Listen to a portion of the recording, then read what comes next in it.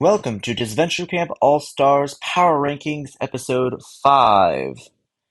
We are going to be going only off of Episode 5 and what has been given to us. As we all know, Hunter just got voted out, and really, this episode is probably the hardest for the Power Rankings because, well, nothing much really happened besides the team that lost, which was Magenta. But really there's nothing to really go off of for the power. I mean, there is a little bit. I'll try to remember things that happened throughout the episode. And again, I apologize for not being able to upload yesterday because something came up, so I could not upload. Anyways, here we go. So we're going to start off with the Magenta team. On Magenta, I have number 4. Surprisingly, not Fiore, but at number 4, I do have Ali. And realistically, I think Fiore should be at the bottom, but um, I'm gonna not put her at the bottom right now because technically Ashley and Jake worked with Fiore this episode. For some reason, I still don't understand why they're working with Fiore, but I don't understand why they didn't just vote her out here because, I mean, I do, but like, come on, just vote out the person who's making you lose challenges. But anyways, number 3, I do have Fiore. I mean, Fiore really has no other power.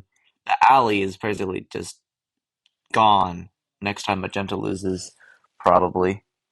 The only thing that she can hope for is for the emerge and to join up with Tess and Ellie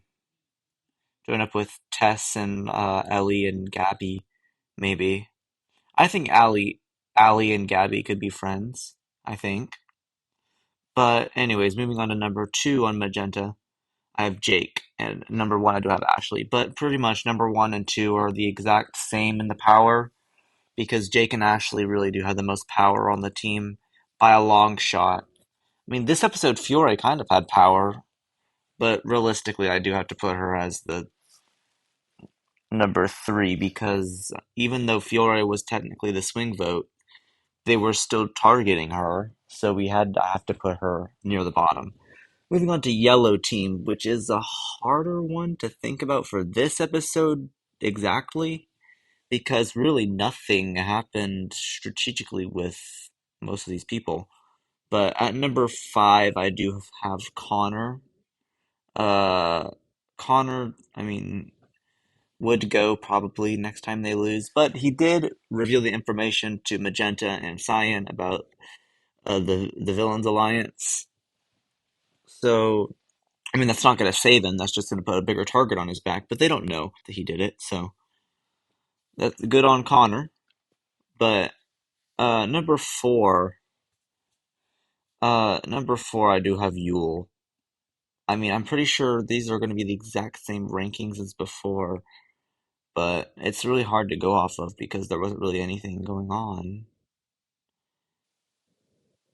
On to number 3, I do have Rhea, and Rhea is really just digging a hole for herself because of really just being this annoying presence on the team.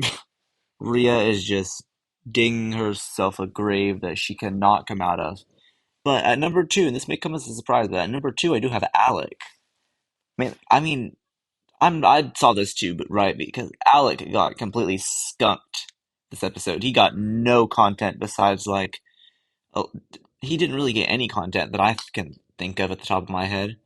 I don't remember anything from Alec this episode. I mean, I think he had like one part where he talked, but like nothing like he did the past couple episodes. He got completely toned down this episode. But at number 1, I do have Gret. And the main reason I do had Alec at number 2 is because of the end of last episode. Miriam kind of was like exposed him. Miriam exposed him, so he kind of lost a little bit of power, but Gret, I do have number 1 because no one's targeting Gret. No one's saying, hey, let's take out Gret. And that's really good on Gret. Like, all of these people are expendable on this team right now, besides Gret. I mean, no one's going to say, let's vote out Gret before they vote out Yule. because what's that gonna do? Yule is clearly a bigger target than Gret right now.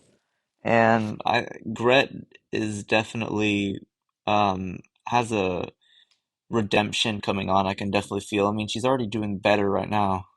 I just feel bad for Gret at this point for being a, like Yule's number two and just like Yule's second fiddle. But really, I do think Gret deserves to be at this number one spot right now because I mean, there's really nothing to say Alec is at number one right now because he hasn't really done anything this episode to say that. Neither is Gret, but like I'm still putting Gret at number one because nobody's saying let's target Gret. On Cyan, I mean number five. I mean I do have to put Ellie because I mean the villains alliance just got exposed and no one really trusts her anymore besides Gabby.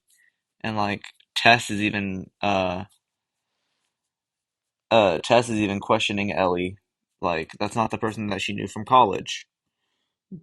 Um and I do think I have to put Gabby at number four now because she is just being way too close to Ellie at this point. I mean Ellie is Gabby, I mean no one's targeting Gabby, but she just keeps clamming and clamming and clamming herself to Ellie. It's not looking good for her.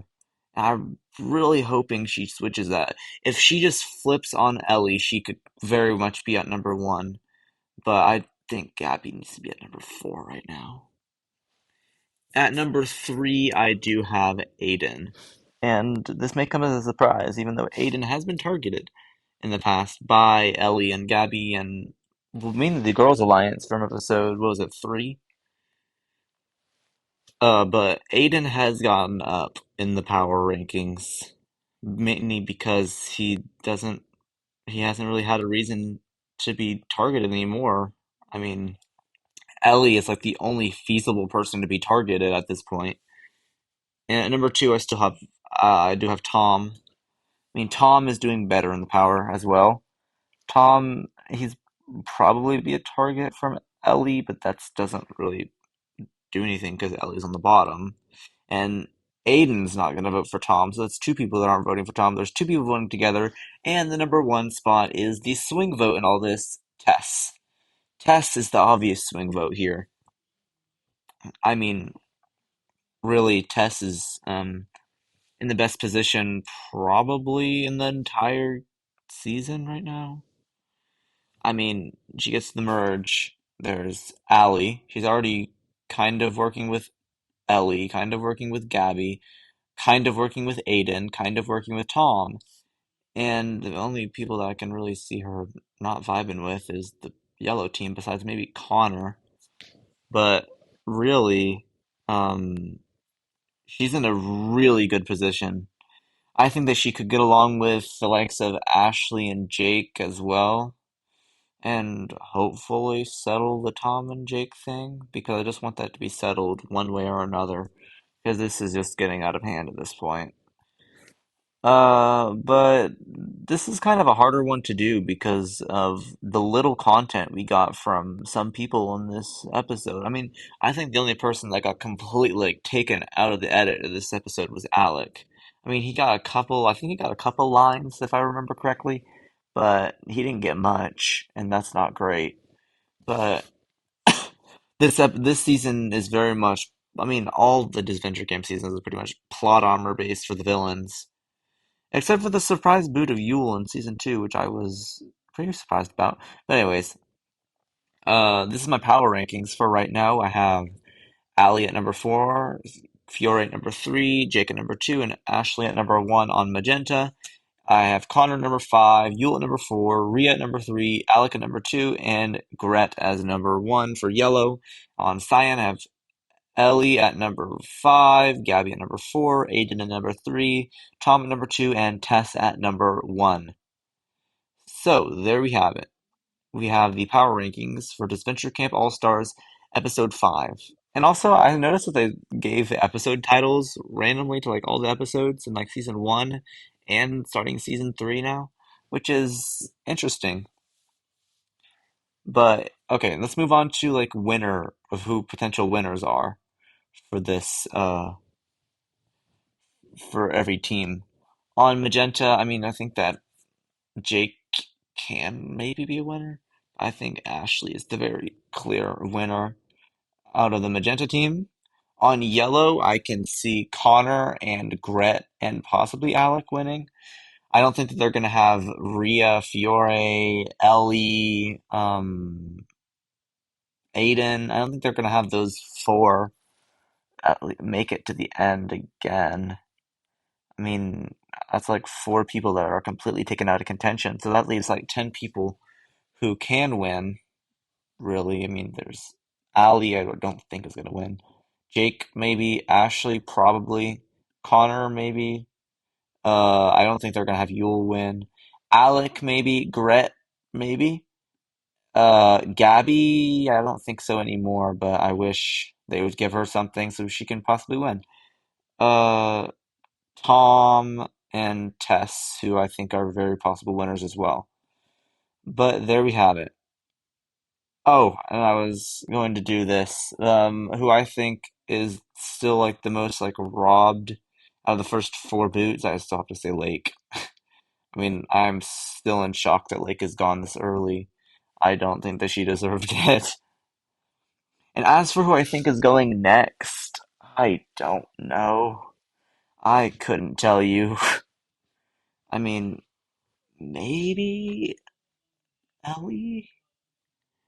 I really don't know. It depends on who loses. I think if Magenta loses, probably Ali or Fiore. If Yellow loses, I can see like Rhea or Connor, but probably Rhea. On Cyan, I can't see anyone else but Ellie unless the plot armor continues and they vote out like Aiden or Tom, but don't think they're gonna do that. Hopefully not.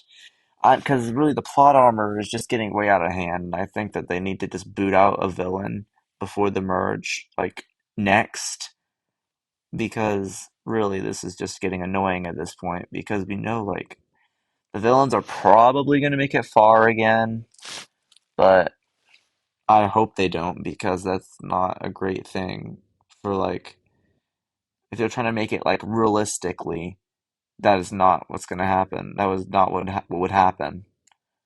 But really, plot armor is just taking over the season. I like the season. I like all the interesting dynamics between the people left, and it is getting smaller, and which is cool a little bit, but really uh interesting to see who could possibly go next. My money, not my money, but like my guess would be Ellie or Allie. I don't think that they would boot Hunter and Allie right after each other.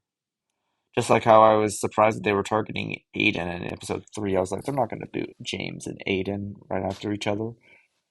But yeah, this is my power rankings for episode 5 of Disventure Camp All Stars.